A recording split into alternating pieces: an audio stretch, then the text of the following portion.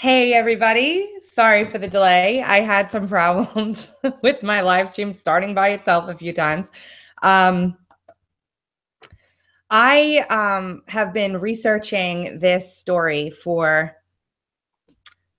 a really long time. It was several weeks that I've been actually looking into this, and I read an article, um, and it was a really in-depth article that just really struck me to the core. And I was like, I have to do something about this. So I reached out to the family that the article was about, and I'm being very vague here because it's a very complicated story and it goes back several years, but it's something that happens to a lot of people. And where we're at right now with this is just really awareness. We need awareness, and Lisa, who I'm going to introduce, needs awareness for her family and for her dad. And we're going to get into the story now. Thanks for being here, guys. Hi. So Lisa, my dear, we've become very good friends over the past several weeks. We kept on trying to get this done, and then something crazy would happen. So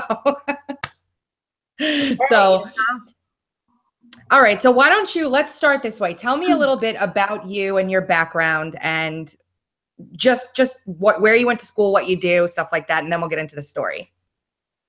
Okay, first of all, you have to excuse me with my raspy voice. I think maybe it's been 20 years of being an attorney, but 5 years of really screaming and yelling. I think it's taken a toll on me, right? So please forgive that. It's tells you for all the, all these attorneys opposing counsel that I have to battle against, because it's very, very lonely being one of the only attorneys willing to speak up. So, and you I hear you great. Like you have some amazing. So if you haven't gathered, Lisa's an attorney, but wait. An ethical attorney, okay? Because we have to distinguish. Yes. The 1%er. Yeah, and she happens to be a Trump fan like myself. So it was a love at first sight. But Lisa's an attorney. Yeah. Lisa's an attorney, and she went to school. Massachusetts School of Law. And your dad's an attorney as well, right? Yes, he's retired. Although I haven't seen him for 5 years, but that's going to change, I hope, because I'm really counting on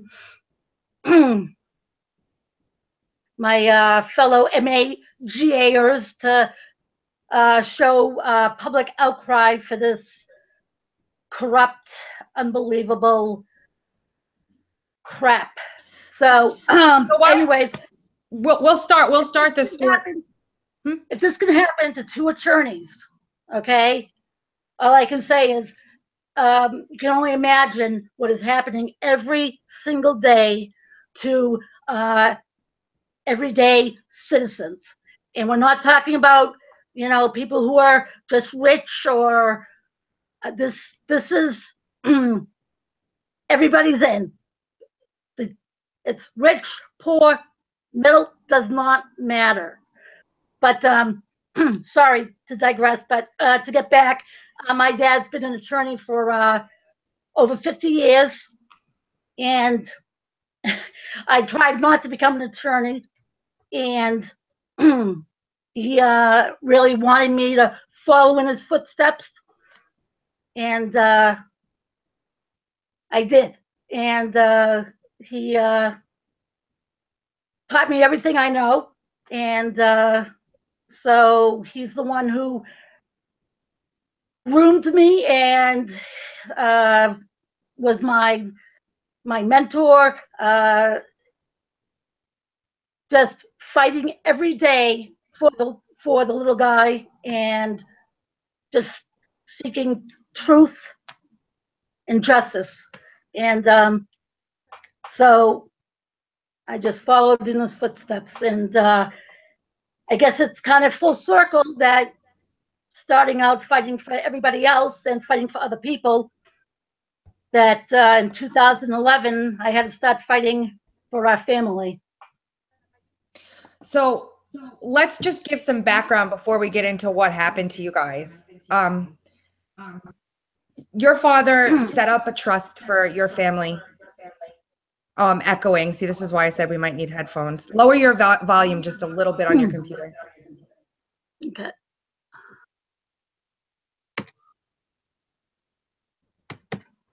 Good? Okay. Better? Yeah.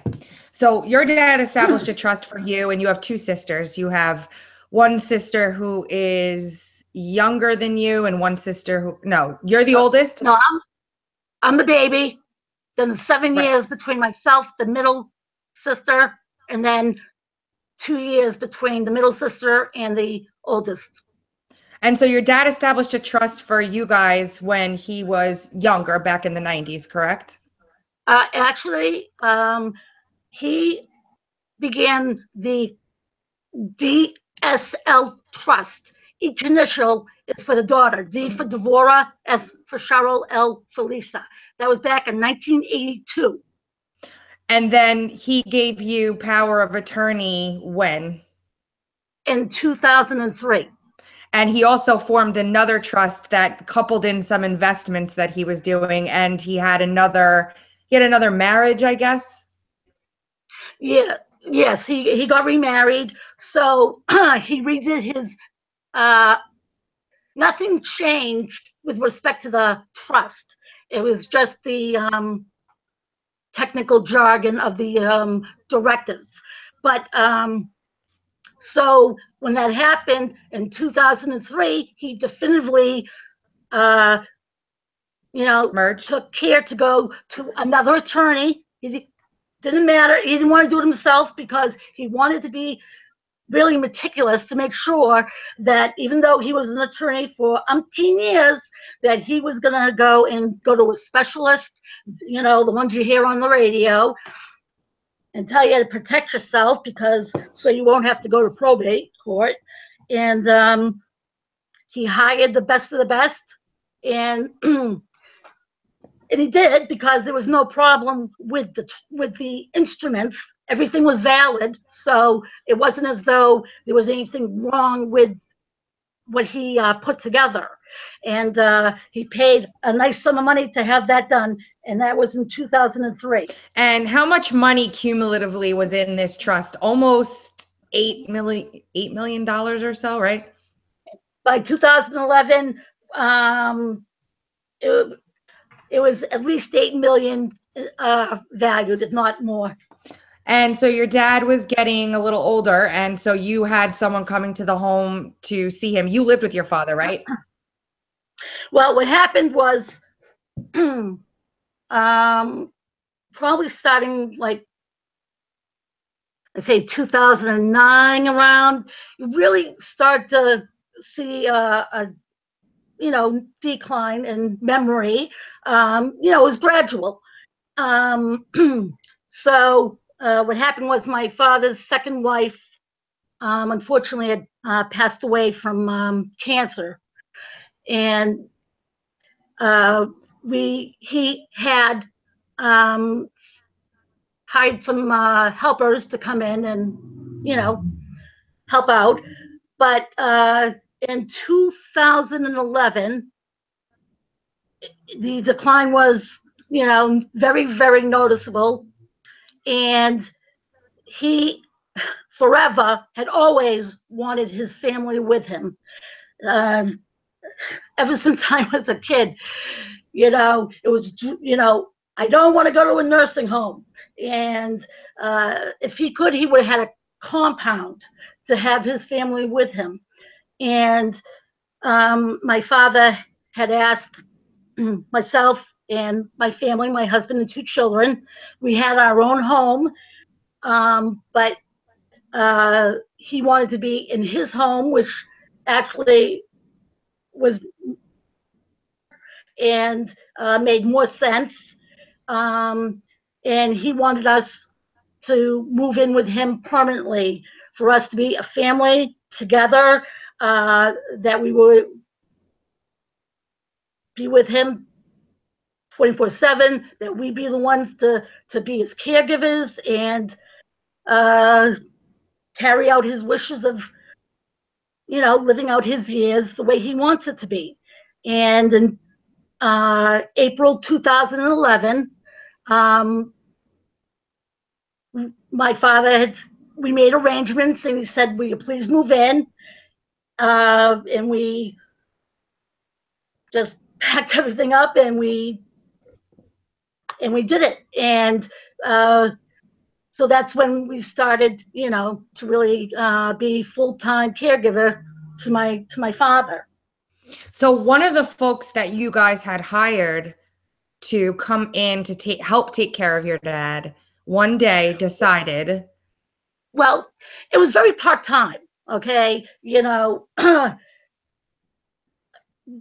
for instance, if we went out for, all of us were going out for like an extended day, we didn't want him to be alone. So it was very part-time. And this person was not from a particular agency.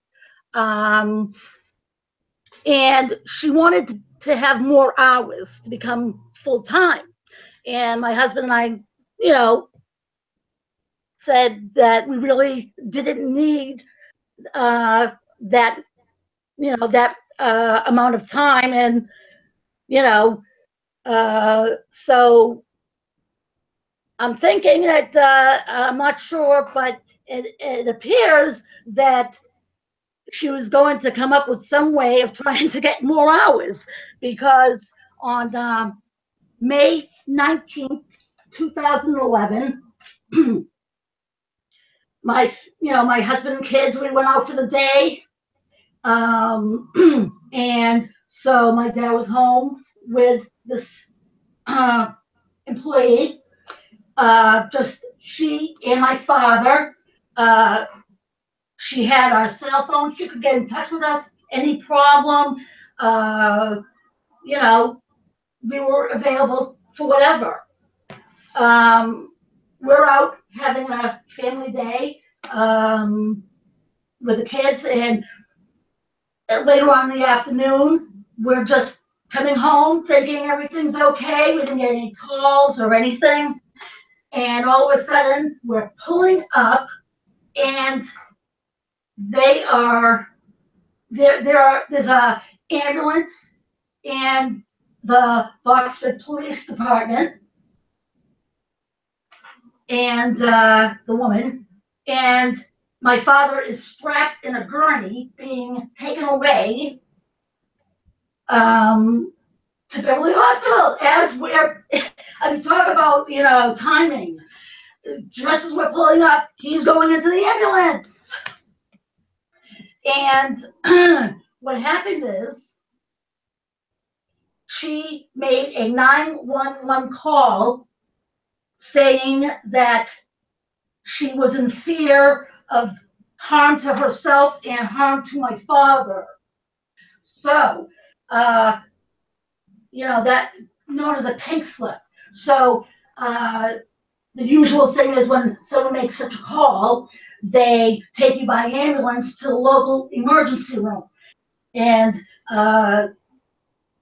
Beverly Hospital happened to be the one in this area that they were taking him to. Obviously, when I found out where they were going, I went right to the hospital. It's a local emergency room. It wasn't as though he was sent to the special adult behavioral unit or anything like that. A regular emergency room. And of course, I let it be known that I was my father's healthcare proxy, durable power of attorney. And I'd like to note, though, just, it's very ironic, because when my father was being taken by ambulance, he was very calm, cooperative. He's sitting up.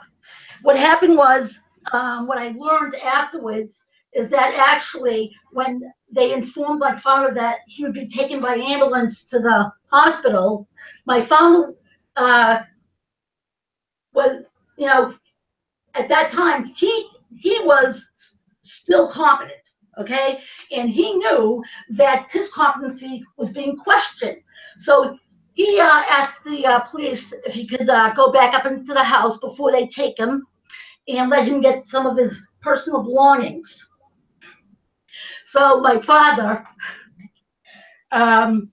evidently, wanting to prove that he's all there, which he was, he had a photocopy of his financial statement of the full account that he had with BNY Mellon. And it also notes in a police report that when the police got to the house, there was no commotion whatsoever. They didn't observe anything whatsoever to even corroborate what the woman had said. So we're all talking about she said, he said. In fact, when you see the police report, it shows that he was fully cooperative, understandable, competent.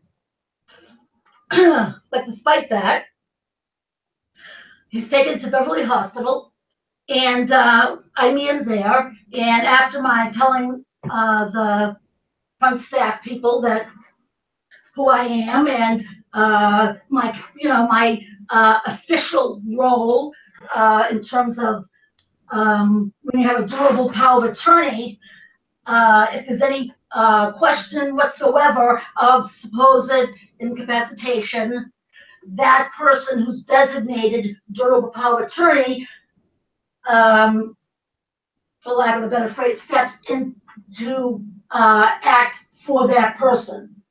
So right from the get-go, they knew that anything to be done should have, been going through me and needed to inform me of everything that they were planning to do. So what happened is they made me sit there with my husband for 2 hours. They wouldn't let me speak to my father. So when I originally got there, they held him hostage there for 2 hours. And even though I'm an attorney, I didn't want to do that typical thing of saying, do you know who I am? I'm an attorney and I need to see my father. And I said, no, I don't want to do that because I don't want to be, labeled or whatever. I'll play nice. Yeah. So I was patient. And then my husband and I, after 2 hours, there's a clinical evaluator that came in to speak with us. And within that period of time, she, within 2 hours, had, I guess, come up with her diagnosis of dementia with Alzheimer's and psychosis. My father, in 82 years, okay, could never, ever even be remotely considered to even have had any type of problem like that whatsoever. It's so basically, like they declare that he's psychotic, for lack of a better word. Well, informally, but what she said was, she didn't come right out and say that. See, that's in the documents, okay? What happened is, we all knew that my father was, coming into decline with his memory, and we knew there was a problem. So she made it seem like we're going to give him a direct admit into a place. And she said that the name of it is Whittier Pavilion. Okay, Whittier Pavilion. I never heard of the place before. That didn't give me any indication of anything to suspect that was a loony bin, but let that go. So she's saying, well, we'd like to get him evaluated so we can figure out about, more testing about, dementia and so forth. So she made it seem like it was going to be purely diagnostic, okay, and that they were going to help us out figure out about the dementia part. And my father didn't have any official diagnosis before, so here I am thinking that it sounded plausible and actually would be in the best interest of my father to figure out, okay, we do know there's a problem here.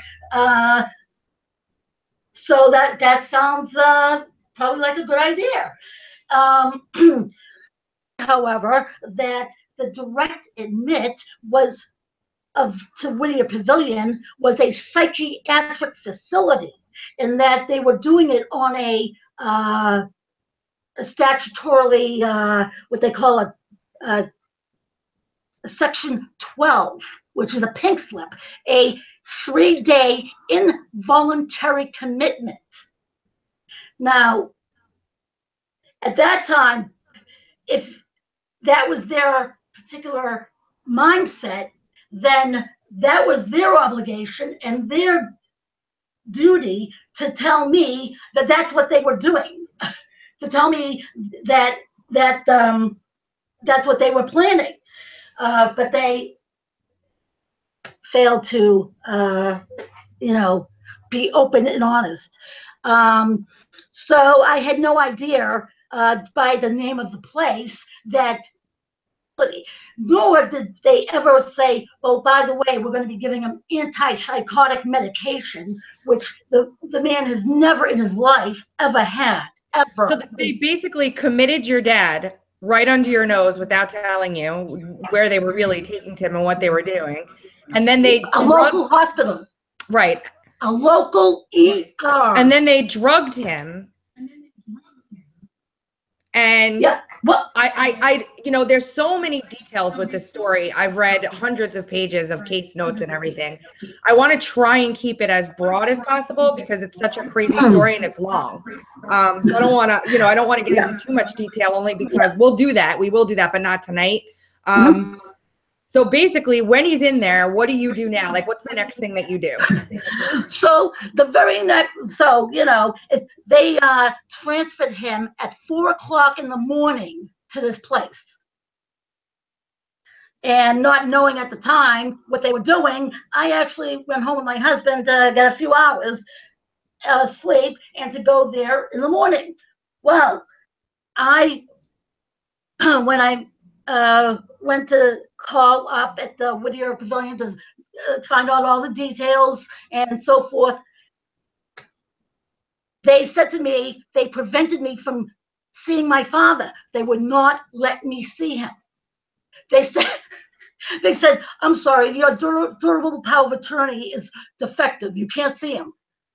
Now, even if I didn't have a durable power of attorney, let's say, you're going to tell me as his daughter, you're still going to tell me I can't see him. Well, obviously, there was no legitimate reason for them to keep me from seeing my father, because what actually happened is, it's amazing because, you see, when my father was at the Beverly Hospital, when he was conversing with the clinical evaluator, he tried to convince her that he was competent. He shows her the piece of paper as to all the millions he has and says, do you think a person, would be able to keep that amount of money in, Yeah. Do you think that I'd be able to would I be able to be in charge of $7 or $8 million if I were crazy? Which turned out to really be a horrible mistake, sadly. Because what did the clinical evaluator do? She used that as a basis for her saying he was crazy. And they knew at that point now that he's got money. But you know what? Right. If that was but a cherry on top, because even if he didn't, because they do this to people who don't even have anything, and with families. You see, the key is, if you get government benefits in any way, And this That's is the it. thing, like, you know, not only is this story horrific and heartbreaking, and I can't even, we're going to get to some stuff that it's just going to blow everyone's mind. I was like, oh my gosh. But this has every level of government corruption you could possibly imagine, between fraud. I mean, there's criminal behavior involved here, you know, and you're fighting, basically you're in It's federal. exploitation. It's exploitation You're, physically and financially. and you're basically in federal court at this point, which we'll get to, but you've gotten a case in federal court right now because of this. Yes, since 2015. Right. And so how this all spun out of control, well, you have to understand, and I know it gets a little bit convoluted, but you have to understand this is an enterprise, because one of the private attorneys for Beverly Hospital happens to be also one of the attorneys that is a regular court appointed guardian, conservator, so forth. But yet he also not only is a private attorney doing probate, elderly planning, so forth. He works for the hospital. Okay, who, by the way, he happens to know the attorney from Whittier Pavilion. That's right. That attorney happens to also be a frequent court-appointed guardian conservator. So basically, and work together. yeah, so they can just refer patients back and forth to each other's facilities that they work to privately, while they're also working for the government as a court-appointed attorney for elder care and stuff. In the same cases. Yeah, that's it. So the conflict of interest thing just does not have any standard at all whatsoever, as we see. So basically, you're representing the hospital and you're representing the patient inside of the same. You're a court-appointed attorney who's assigned to a patient. You also are the attorney for the hospital, and you serve in that capacity in both circumstances. There's so many cases that they work on that they play different roles. One time they get to be a conservator. Sometimes they're a petitioner for the hospital. You know, they mix and match, you know. It's crazy. Okay. Which one should I be today? Yeah, which hat do I get to wear? Today? So yes. What did they do? So your father ends up having to, he comes home? No, so what happens is, while the attorney for the Whittier Pavilion, the psych ward, okay, he says, I'm not allowed to see my father. So what happens in the meantime, you see, because it's a 3-day thing, he had to go file a petition with the district court so they could keep him longer. So they filed with the district court a 6-month commitment thing. So what happened is, as soon as I knew that I couldn't see my father, I immediately sought out an attorney, okay? Because imagine this, I really didn't want to represent myself. I know that's hard to believe, because I know people think that, you know, a lot of people would say, you know, of course she wants to represent herself because she thinks she can do the best job. It's just like a doctor. Yes, I can, but I didn't. It's like a doctor that doesn't want to operate on their family. I didn't even know the first thing about guardianship or anything. I was clueless. So I go and get an expert in that field. So of course that means money. Now, personally speaking, I would have gladly, if I had the money, gladly would have paid out on my own. However, you see, the paperwork, the durable power of attorney, specifically says, in this instance, that you see, my father has given me authority to do whatever I need to do to hire that attorney. So what happens is I call up the financial manager from BNY Mellon, who has been on my father's account for 20 years. Okay? He's been with that institution, no pun intended. Yeah, I'm sorry, no, intended. And this financial manager had been with my father for years and had also been with my father's accountant. Okay. Now, this guy knew me well. He knew that I was my father's durable power of attorney. So I call him up and I explain the whole situation because I'm, very naive, I guess, at that point, thinking, oh, I'm going to let him know what's going on because, you see, I need to transfer money into my father's account, not to my account, to my father's account to get him an attorney to fight a 6-month commitment. So I call him up, Mr. Nagel, he was with BNY Mellon at the time. And I say, okay, I need a transfer. And he says, okay. And I'm thinking, great. So in the meantime, that was May 24th, 2011, in the afternoon when I spoke to him. Okay. And he led me to believe there was no problem and that everything would be okay. The very next morning, there happens to be an attorney who he is very closely associated with, who comes into the psychiatric facility while my father's being drugged with another associate with paperwork, okay, while he's being involuntarily committed, and signing and having him sign something that supposedly revokes everything. Okay? So, I know it's really, you can't make this shit up. So, I even have it on transcript, on examination, that Mr. Nagel admits on May 24th, he was the one who called Attorney Ed Tarlow and his associate to go to the psych ward. So Ernie's in to see your father, but you can't be allowed in to see your father. And they bring with them. That was the beginning of the end, okay? Because once they got that supposed signed thing, okay, that's when everything just exploded. So what happened is they basically took power of attorney away from you with that paperwork. Yeah. Right? Let me just say this one thing, though. You have to understand, okay? Mr. Nagel, then working for BNY Mellon, and Mr. Tarlow and his associate there, Catherine Watson, it just so happens they're on the board. They have an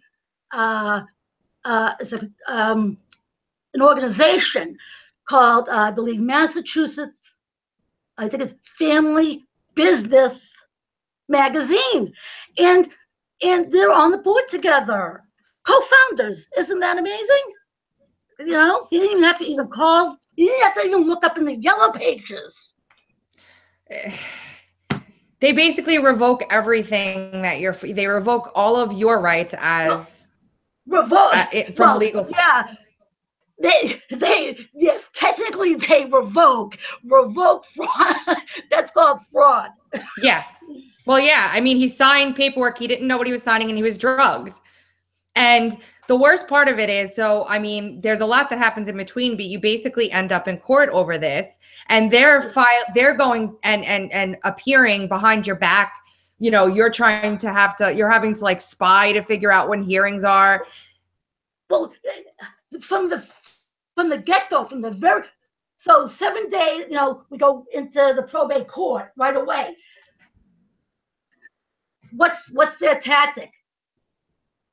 Their very first thing is, I've exploited my father, they say.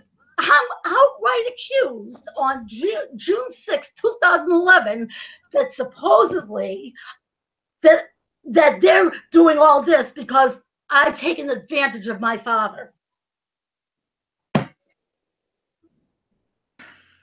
And it's so how beautiful that opposing attorney it was, but he said, Your Honor, it's like King Lear, Your Honor. And so, okay. And the judge says, yes, King Lear. My God. So through all this time, they're basically even admitting that they're doing this. And that guy, I forget which one he is, has done this like several times before and been brought up on, you know, have been sued several times, same exact thing. To your dad. But here's the kicker, though, okay? Here's the kicker. Because what happened was they couldn't believe it. Initially, the judge, see, the first judge, she was the head of the whole court. She didn't want to get her hands dirty. So she thought she was going to play Queen Solomon or something. I don't know. Because, we had a whole long detailed affidavit as to how they did what they did. And she freezes the assets as if, like, we're going to get to the bottom of this. Okay. The very next, so she hands it off to this other judge. Now, very soon thereafter, there's a motion, okay, for guardianship. Yes, I filed it. Why? Because of what they did. Because they're telling me that the paperwork that's supposed to make it that we're not going to be there is being ignored. So I had no alternative. And the judge actually said that my father was competent at that hearing. Okay, and it was great because he said, here you have the attorney from Whittier Pavilion going apoplectic. You should have, even the other attorneys were going apoplectic, who were supposedly for my father, because they're supposed to be for him, but they're all saying to the judge, Your Honor, you need to you need to appoint a guardian and not her because there's dysfunction in the family, and they're all getting, oh my God, and the judge says no. He's able to make his own decisions, and the attorneys say, well, we want Lisa Belanger ordered out of the house, and they're going crazy, and the judge says, well, no, Attorney Siegel, he can make his decisions, and obviously, and the judge kept on trying to, with a wink and a nod, try and tell the attorney, he kept saying, like, throughout the whole thing, don't worry, I'm sure we'll be back here very quickly. I'm telling you, like, every 5 minutes, he literally says, don't worry, we'll be back here very quickly. And so, at that point, actually, I got to take my father home. So he was in there for a flipping month. Okay. And of course, I had no clue as to, when he was going to get discharged, because as you'll see, the attorney for the Whittier Pavilion, the judge, that if he didn't appoint a guardian, that my father would have to stay there. So in other words, if they don't appoint a guardian, the hospital can't discharge him. And then the money at this point for the stay would be coming out of your father's account, and lawyers are all getting paid out of your father's account. That was just the beginning.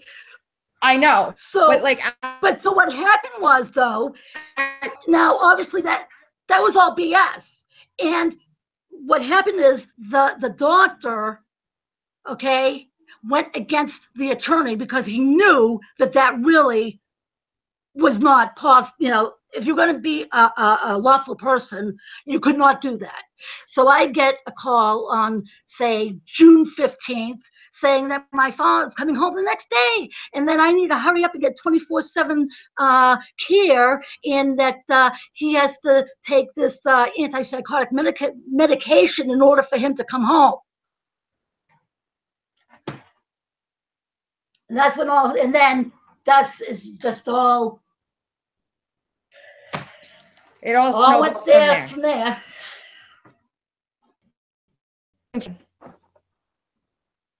Tracy? You hear me? I think we might have lost Lisa. I'm sorry, I'm in a bad connection.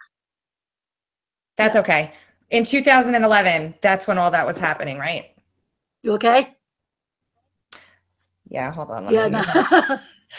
I'm beginning to think, considering at the very beginning the computer went off right at the beginning. It's not you, it's me. Yeah, yeah. Um, So within them, so as the judge said, don't worry. I'm sure we'll be back here very quickly. And within 6 weeks, we were. And that's when we hired attorney Marsha Kazarosian, who was supposed to make it so that my father was protected. And instead, on her first appearance, she couldn't even make it throughout the day without stabbing in the back for $650 an hour. So that's what. Now she's the leader of the cabal. attorney Dan, hold on.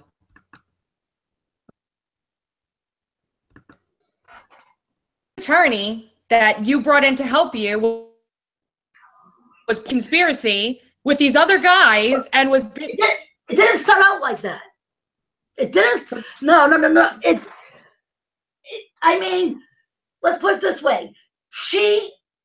At the beginning, she just, was going to do whatever she wanted to do, period. Okay? Because, whatever. And her, like she told me at the day of the hearing, the very first appearance, at the end, when everything just, kangaroo court, at the end, she said to me, after I'm an attorney for how many years? 15? Lisa, you really have to learn to play along to get along. Oh, it's not her father, Lisa. It's not her father. So, yeah. So what happened was, so at that very instance, it wasn't as though, she was in cahoots. No, it wasn't that. She was just being the normal attorney, being a greedy, just being a natural bottom feeder. It just so happened that when they put in the works of the guardianship, that our relationship developed between these vile people. And eventually you were able to fire her. No, that's the whole kicker. Still have her. That's the whole kicker. Are you kidding? Have her? Okay, listen. She files this affidavit in wonderful detail about how my father was so competent so she could fire the other bottom feeders that went into the psych ward. She filed this thing saying those people need to get kicked out and he's competent to hire me as private counsel. So she can come in. Oh, man. So she files on that day this beautiful affidavit saying how competent my father is, and that he purposely asked her if she had any reservation whatsoever to be able to pursue his legal rights vigorously. And well, she said she could. I guess she changed her mind. So within 3 months, you see, 3 short months, and it's all documented by, actually Witter Pavilion's own staff there, that my father's IQ was very, very high. And that was just at the very beginning of antipsychotics. So within 3 months, when they got very upset because, you see, I figured I didn't know anything about the guardianship, about that, that's right, if my father doesn't want to be given antipsychotics against his will, that he isn't supposed to be given that. And when I found out what the law was, because I had to hire another attorney, I guess when I exposed that, they didn't like that. And that is how we got thrown out of my father's house. They removed us because I exposed their unlawfully drugging my father. And the judge said, okay. So this is so Attorney Kazaroshian, not only was she start off as my father's attorney, but by that time she was the leader. She was like the one, you know, who's blowing the bugle, so leading the charge of having me being tossed out. Okay, my father is so upset. Okay, there's so much records showing how he felt. Okay, my father hand wrote and faxed a note telling Attorney Marshall Kazarosian he was terminating her services. She sends an email, which isn't actually in the articles and everything. She sends an email saying that she's already spoken to the court-appointed guardian and she's not going anywhere, and he says so. Well, you know what's funny is that in all of that, she's already made this plea in this case for how competent he is. And then she, instead of saying, okay, goes to the court-appointed guardian, who's basically your foe at this point. I mean, your sworn enemy, for permission. Well, I was trying to be nice. I was trying to, So this is in years and years and years. And finally, it gets to a point where you're able to appeal. Well, I started a civil lawsuit. I decided to take the bull by the horns because, you see, it was amazing to me as an appellate attorney. I was so dumbfounded being in the probate court because, you see, as an appellate attorney, I'm used to being able to cite case law, and I had this funny notion that you're supposed to follow it. And it wasn't being followed, and I said to myself, wow, this is really something different. I said, this is, and after so many times of being in court, of outright kangaroo court, I said to myself, you know, very amazing that as an attorney, someone who has actually had success at the state's highest court in winning cases, you know, so I must have some sort of knowledge, despite what they say. I said to myself, wow, it's as if, you know, there is no law. I said, if this is happening to me and my dad, what is going on? And that is when I started to, I started doing 4 years of research and scanning public documents of people who were under as a court ward with these people, and putting the pieces together. And when I saw that, that's when I said, okay, we got to take it out of where it is here, and I'm going to expose them. And I brought a federal RICO case. You brought a federal RICO case against the hospital? There's a lot of people, you know. And they're all intimately involved in this, and it's not, you're not the only one that this is happening to. This is happening to a lot of people. No, you have to understand. This is business as usual, okay? This is not an isolated case. This is not an isolated case. This is the rule, not the exception. And so the only reason why you were able to fight this for so long and keep this alive for so long is because of the funds that were available for the attorney, correct? No. Nope. That's why I've got a Are you kidding me?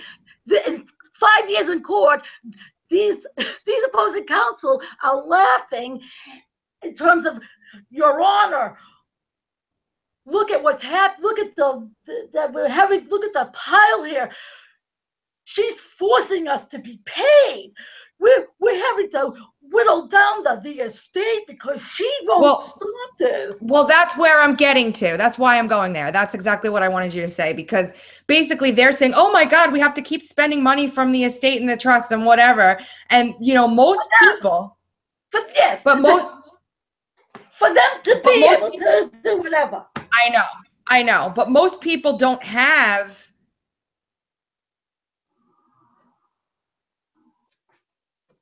They give up and then they lose their loved one. Well, I'll tell you what. It's basically the opposite of CPS. Older people. It is basically. You're bringing up on me.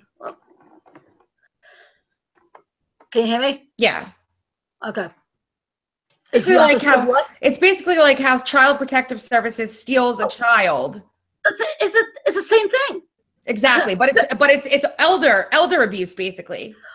Okay, let me just say this, people. Elder Protective Services, yes, it's called federal funding. They make money off of helping. They're like, it's a Venus flytrap. Okay, they're not there to help you. Yeah, wolves in sheep clothing. Yeah, Elder Protective Services, so insulting. Yeah. So, I mean, now you filed this RICO suit. They tried to dismiss it several times, but you were able to. They said it was too long, which is ridiculous. Well, God forbid that they have to read the actual evidence where I prove money laundering and embezzlement and fictitious cases up the kazoo. It's. I read a good portion of that when we first got together because you are meticulous with your. So, this is just.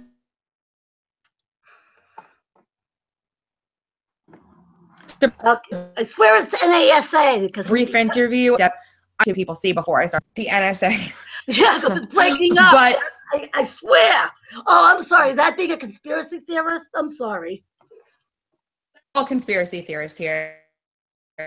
So basically you finally are able. This is now sitting at the federal level as a RICO case, and you prove this. There is. Well, here's what happened. I had to play it smart, you see, because I figured they're making it that I really can't bring this thing because they're not playing by the rules. So I had to kind of had to change my strategy, and I withdrew that particular portion of my complaint and amended it because I dismissed these people without prejudice. Okay, because if I lost, it would have been with prejudice. Right. So I said, because I said, well, I'll come back and get them later.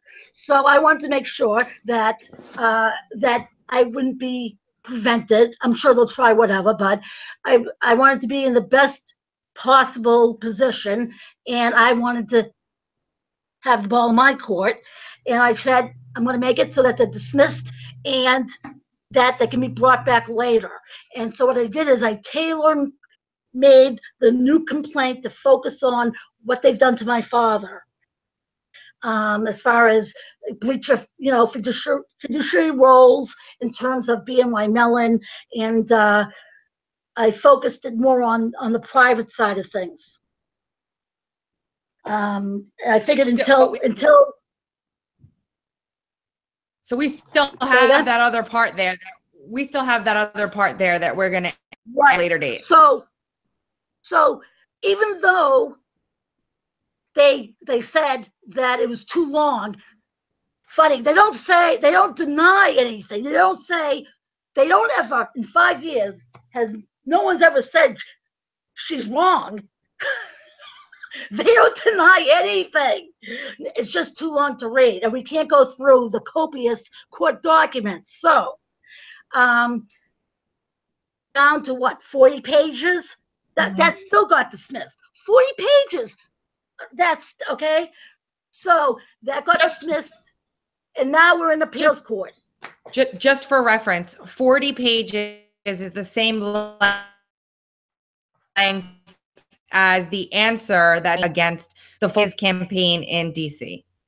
It's not an exorbitantly long answer or motion or complaint. But now it's not the length that's the problem. Now it wasn't. It was now that I'm not articulate enough, and they can't figure out they can't figure out what the allegations are. Okay, so I think I'm going to share that with everybody but I read because it's very clear and very straightforward. And I was just like reading it like, oh my gosh, I can't even believe what I'm reading. They, just to summarize, because we're going to cut it in a minute. Your father, whatever happened to that home health aide, real quick? What is she doing? Oh, God. I don't know. I never saw her the day after that. She doesn't have a job with you guys anymore, so her attempt to get more hours really back. Yeah, I guess that. And where's your dad now? He's being isolated in his own home in Boxford. He's being restricted from seeing friends, family. Of course, I'm prevented from seeing my father on a non-existent restraining order. Okay? They say there's a restraining order, but they can't show it to you. There was never even one to begin with. But we're just going to say there is.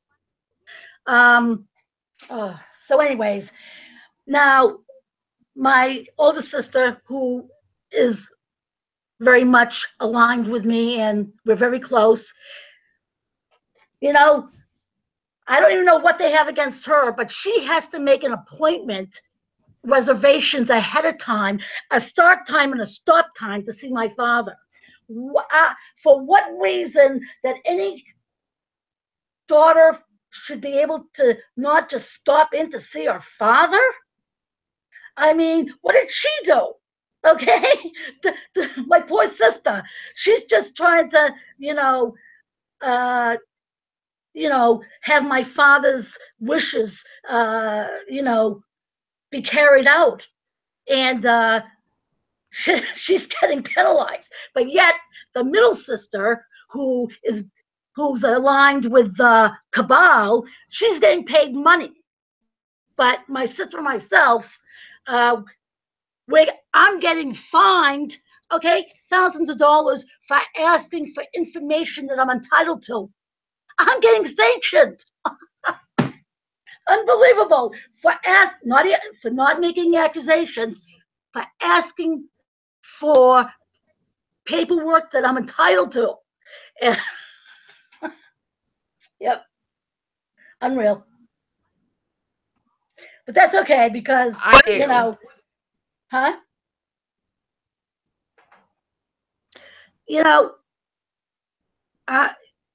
I refuse to shut up.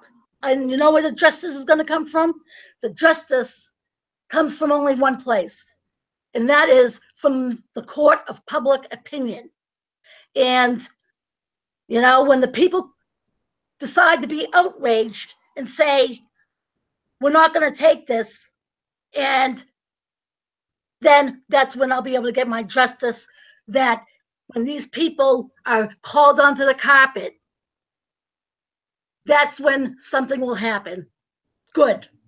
That's when maybe I'll be able to get my father, get the government out of our, family, and get whatever remaining time left that I have with my 89-year-old father. What does he say? Do you get to talk to your sister? Like, did your sister talk to your dad about you? Yeah. Well, 5 years of antipsychotics does wonders. Ay. But she reads his, she sees him regularly, and she reads the poem that I wrote for him because he taught me everything he knows. And as people probably know from if they follow me on Twitter, that I always talk about my dad, what he's taught me. I always say my dad says. It's not my dad said, my dad says. And I know he's still, he's with me nonetheless. Okay, and I'm just, I refuse to lose. I've come this far, okay? And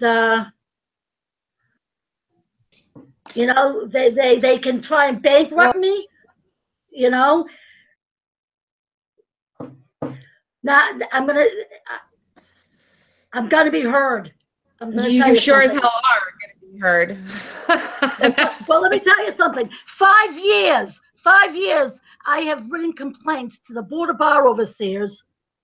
Not saying the same thing over and over again, by the way, okay, because I don't want them to think that I'm a Looney Tune or whatever. But every time in those 5 years that I give them new information with documentation as to the crimes committed, interesting thing, Masha Kazarosian just happens to be, you know, let's see, I guess it might be her her prominence that might be a little bit of a problem, you see. President of the Mass Bar Association, and you know, oh, let's see, that's right. She served on the Board of Bar Overseers as a special hearing officer for 6 years. I guess they kind of, you know, have a little club, you know, thing that. So It's so the sick. board, This is just the Board of Bar Overseers, they send me paperwork saying we can't investigate because it's an ongoing thing. But wait, I'm an attorney, and the ethical rules say that I'm supposed to report other lawyers' misconduct. So in 5 years, I keep going, and don't you know, when God bless Lonnie Brennan of the Boston Broadside. Thank you, Lonnie, because I'll tell you what, a great, great person who the best conservative newspaper in Massachusetts, okay? And he was the one who uh, who broadcasted this, okay, and had the courage. The only one in 5 years, okay, because nobody in the media is willing to touch this, and it's getting a little disturbing. A 4-part series. So I guess Attorney Marsha Kazarosian must have heard about it because she filed a complaint against me with the Board of Bar Overseers after 5 years. Oh, and I'm sure that they're Imagine that. investigating. Oh, and guess what they said? They wrote me a letter saying they're opening an investigation. An investigation against you, but you've been filing for 5 years, and they say they can't open an investigation. Yeah. I'm sorry. Yes, I know how to rule that. Well, Lisa, you know what's great? This is the funny thing. Listen, I just filed my you know, every year you have to pay your dues, you know, to be a part of this lawyer thing. And it's very funny because, you know, when you pay, there's a like $50 that they say voluntarily goes to the fund for their board there, okay? But it's voluntary, okay? But you have to opt out. I'm thinking maybe I might be the only one that does opt out. I don't know. I'm just thinking about it, but you know. Well, Lisa, they haven't heard the last of you yet, that's for sure. And I gave you. Well, I gave you. That was the funny thing. I said, "Do you really think that's going to shut me up?" I said, "Oh, I'm sorry. Did you say put the you know, pedal to the metal?" Well, I mean, when I heard this, I'm so affected by this story, and you're such a wonderful person. I've gotten to know you, and I'm like gonna cry.